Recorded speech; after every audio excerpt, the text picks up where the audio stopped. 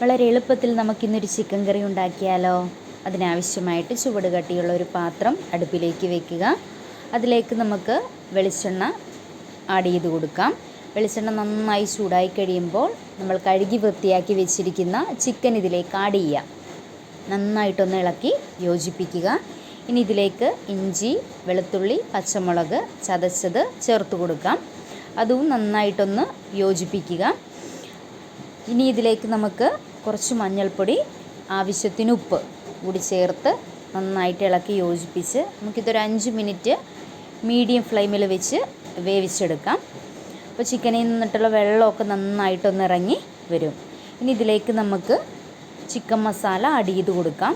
ഇഷ്ടമുള്ള ചിക്കൻ മസാല നിങ്ങൾക്ക് ആഡ് ചെയ്ത് കൊടുക്കാം.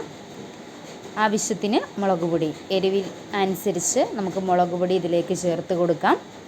പച്ചമുളക് ഓൾറെഡി ചേർത്തിട്ടുണ്ട്, അപ്പോൾ എരിവിനനുസരിച്ച് വേണം മുളക് പൊടി ചേർത്ത് കൊടുക്കാൻ. ഇനി ഇതിലേക്ക് സവോള ചെറുതായി അരിഞ്ഞു വെച്ചതും ഒരു ചെറിയൊരു ക്യാപ്സിക്കവും കൂടി നമുക്ക് ചേർത്ത് കൊടുക്കാം. നന്നായി ഇളക്കി യോജിപ്പിക്കുക. ഇനിയൊരു 2 മിനിറ്റ് നമുക്കിത് മൂടി വയ്ക്കാം. സവോളയൊക്കെ നന്നായിട്ടൊന്ന് സോഫ്റ്റ് ആകും. അപ്പോൾ നന്നായിട്ട് ഒന്ന് വെന്ത് കിട്ടുമെല്ലാം. ഓക്കെ, അപ്പോൾ ഇതിലേക്ക് ഇനി നമുക്ക് 2 മീഡിയം സൈസ് തക്കാളി ചേർത്ത് കൊടുക്കാം.